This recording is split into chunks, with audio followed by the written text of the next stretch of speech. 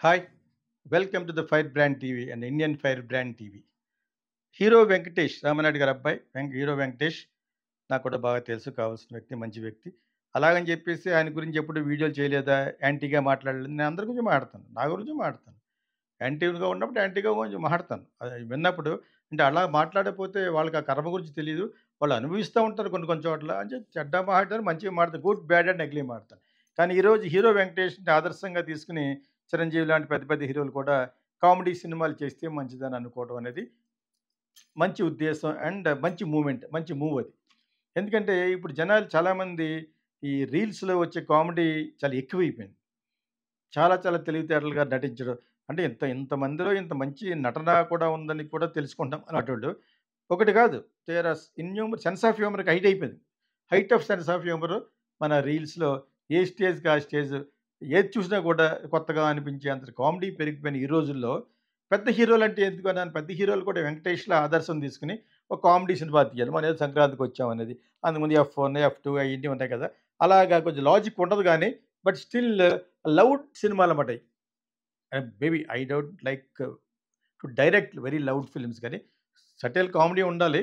But comedy కూడా తీయొచ్చు గానీ, అంత ఫుల్ లెంగ్త్ కామెడీగా చాలా లౌడ్‌గా చెప్పే సినిమాలంటే నేను పెద్ద ఇష్టపడను గానీ, నేను చూస్తాను.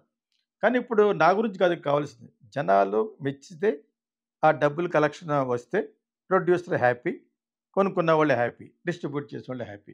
ప్రపంచవ్యాప్తంగా. ఎందుకంటే వెంకటేష్ కూడా పెద్ద హీరో కాబట్టి, అండ్ అంతకంటే పెద్ద హీరో చిరంజీవి కాబట్టి, అతను కూడా ఆ జోనర్ మన 'విశ్వంబర' చేస్తున్నాడు. మరి అది ఎలా ఫేర్ చేస్తాడో తెలీదు గానీ, ఇప్పుడు చేయబోయే ఇంకో కామెడీ ఉంది కదా! ఆ అబ్బాయి డైరెక్ట్ చేస్తున్నాడు. వెంకటేష్‌ని పెట్టి తీసినోడు. అటువంటివి కొంచెం బాగుండొచ్చు. అంటే అతనికి 'చంటి అబ్బాయి' కాడి నుంచి తర్వాత 'ఎంబీబీఎస్' అదేదో ఆ సినిమా చేసిన కాడి నుంచి 'సంజయ్ దత్' సినిమాని రీమేక్ చేశారు కదా! ఇవన్నీ కూడా ఆడినియి. కాకపోతే పార్ట్ 2 ఆడలేదు. 'ప్రభుదేవ' చేస్తుంది ఆడలేదు చిరంజీవిది. అండ్ మరీ ఎక్కువైపోకూడదు. సో, కొత్తదనంగా వచ్చేసిన సినిమా కాదురా! అక్కడ హిట్ అయింది తీయొచ్చు కానీ, ఇతను చేసినప్పుడే మళ్ళా ఆ 'ఎంబీబీఎస్' సినిమాని సీక్వెల్‌గా ఏదో తీసినట్టున్నారు పోయిందది. 'ప్రభుదేవ' తీసింది.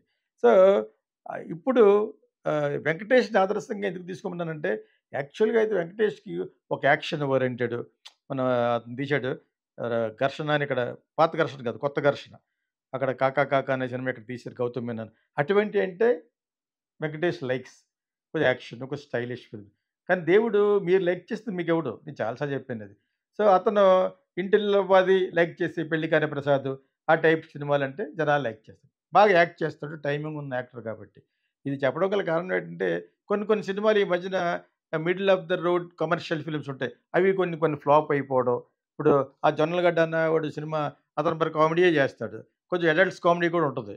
ఆ! లిప్ లాక్‌లు ఉంటాయి. అన్నీ ఉంటాయి. ఉన్నా కూడా అతని సినిమాని ఎందుకు రిజెక్ట్ చేశారు? అతను ఇంకా పెద్ద హీరో కాదతను. అతనంత ఇప్పుడు 'వెంకటేష్' అంత పెద్ద హీరో కాదు. సో, నేనేమంటున్నానంటే పెద్ద హీరోలు కూడా కామెడీ జోనర్ కూడా అప్పుడప్పుడు ఎందుకు చేయాలంటే అది నష్టం కలిగించదని. అదే చేస్తున్నాడు ఇప్పుడు 'చిరంజీవి' గారు. మనకున్న ఈ పెద్ద హీరోలు, చిన్న హీరోలు అనుకున్న వాళ్ళు చాలా చాలా కథాబలం ఉంటూ అది కూడా హ్యూమరస్‌గా చెప్పగలగాలి. 'లక్కీ భాస్కర్' లాగా, ఇంకోటేదో 'జాతిరత్నాల్లాగా' అలాగే చెప్పగలగాలి. ఒకటొచ్చితే మళ్ళా అదే ప్యాటర్న్‌లో రావాలని చూస్తారు అట్లగా. అది చాలా రాంగ్ అది. జనాలు ఇంకా చూడరింక. సంథింగ్ న్యూ కనిపెట్టడానికి వెయిట్ చేయాలి. విశ్వనాథ్ గారిలాగా తీసావు 'సంకీర్తన' అని నన్నన్నారంటే దాంతోటి నేను తీసుకున్న అడ్వాన్స్‌లు ముగ్గురు తిరిగిచ్చేసాను. ఆ ఒక్క 'కోకిల' ప్రొడ్యూసర్ తప్ప. ఆయన తర్వాత తీద్దామని అనుకున్నా. మొత్తానికి నాకిది 'సంకీర్తన' కమర్షియల్ హిట్ కాదు కాబట్టి, ఆ డబ్బులు అలా ఉంచాడు తప్ప తిరిగి తిరిగి తీసుకోలేదు. ఆయన అది ఇవ్వమని అడగలేదు. సో, నాకు పినిశెట్టి రవిరాజకి ఒకసారి ఇవ్వటం మటుకు నేను చూశాను. ఎక్కడ ఒకే రోజులోనో, ఒకే వారం రోజుల్లోనో విశాఖపట్నంలో. సో, అతను తప్ప మిగతా వాళ్ళందరూ నేను తిరిగిచ్చేశాను. ఆళ్ళ పేర్లెందుకు గాని. కానీ, సంకీర్తన మళ్ళా విశ్వనాథ్ గారిలాగా తీసామన్న అపవాదు నుంచి బయటపడాలంటే, though I got an award. Bengaluru ఎళ్ళిపోయి, అక్కడికెళ్ళిపోయి మా బ్రదర్ దగ్గరికి అక్కడికెళ్ళిపోయి, సంథింగ్ ఏదో కొత్త అన్వేషణ చేస్తున్నాను కథ కోసం. అనుకోకుండా పేపర్‌లో చూశాను. 'కోకిలలో' జరిగిన ఇన్సిడెంట్. దాన్ని డ్రమటైజ్ చేసి, తెలుగుదనాన్ని ఉట్టిపడేట్టుగా తీసి, ఒక థ్రిల్లర్‌గా తీద్దాం ఎందుకు ఆడదో, అని ఒక చిన్న సినిమాగా తీయడానికెళ్ళాను నేను వైజాగ్ అండ్ అనకాపల్లి. అక్కడ కొన్ని కొన్ని థింగ్స్ సరిగ్గా వర్కౌట్ అవ్వకపోవడంతోటి తిరిగొచ్చేస్తున్నప్పుడు కోకిల ప్రొడ్యూసర్‌కి తెలిసి ఆయనది కూడా అదే ఊరు. మనం చేద్దాం ఇది. అండ్ ఇందులో పాటలేమి ఉండవండి. మీకోసం కాదు ఇది తీసింది. మీరు నన్ను బుక్ చేసిందే సంకీర్తన పాటలు చూసి కదా! అని నేను అన్నాను యాక్చువల్‌గా. లేదు లేదు ఒకసారి చెప్పండి అంటే ఒక లైన్ చెప్పాను. చాలు చాలు ఇది దీనిలో పాటలు పెట్టండి అని ఆళ్ళ ఫ్రెండ్స్ అందరూ అడగటంతోటి ఇది చాలా సార్లు చెప్పానది. పాటలు పెడితే ఆ సినిమా 'కోకిల' కింద తయారయింది. దాన్ని మళ్ళీ కన్సీవ్ చేశాను. Different different conceptualisations for the క్యారెక్టరైజేషన్స్‌లో. నేను ఎందుకు ఇది ఇది ఎందుకు చెప్తానంటే యాక్చువల్‌గాను అల్టిమేట్‌గా ఎంటర్‌టైనింగ్‌గా ఉండాలని. సినిమా అనేది ఎంటర్‌టైన్‌మెంట్ కోసం. అది థ్రిల్లింగ్‌గా ఉండొచ్చు. థ్రిల్లింగ్‌గా ఉంటూ పాటలు కూడా రూపకంగా ఉండొచ్చు. ఏదో ఒక 2, 3 పేయింగ్ ఎలిమెంట్స్ ఉంటే తప్పితే సినిమా ఆడదు కాబట్టి, పెద్ద స్టార్స్‌కి ఇది ఆల్రెడీ 50% ఆడియన్స్ ఫస్ట్ 3 డేస్ వచ్చేస్తారు. దేర్ స్టార్‌డమ్ అలా సంపాదించుకున్నారు కాబట్టి. లైక్ 'చిరంజీవి', 'కమల్ హాసన్', 'రజనీకాంత్' పెద్ద పెద్ద హీరోలు అనుకున్న వాళ్ళందరూ. ఇప్పుడు పెద్ద హీరోల జాబితాలో ఎవరు 'బన్నీ', 'మహేష్ బాబు' వీళ్ళందరూ కూడా చేరారు కాబట్టి.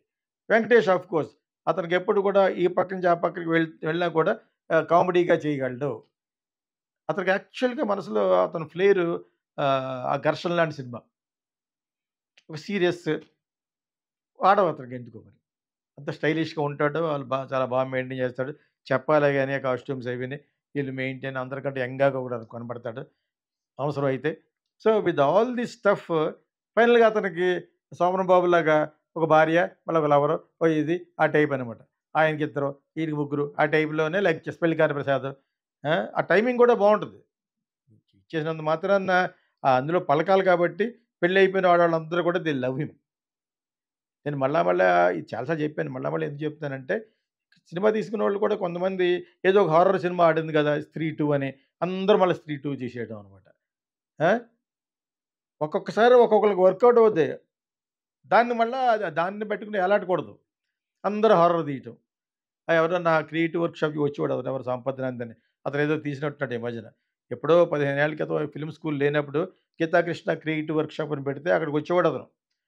ఒక 2, 3 మంత్స్ వచ్చినట్టున్నాడు. 'సంపత్ నందన్' అతను తెలీదు నాకు. చాలా కాలం తర్వాత, ఎన్నో ఏళ్ల తర్వాత అతను ఒకడని అతనే చెప్పాడు నాకు. నేనే మీ దగ్గరికి వచ్చేవాడినని.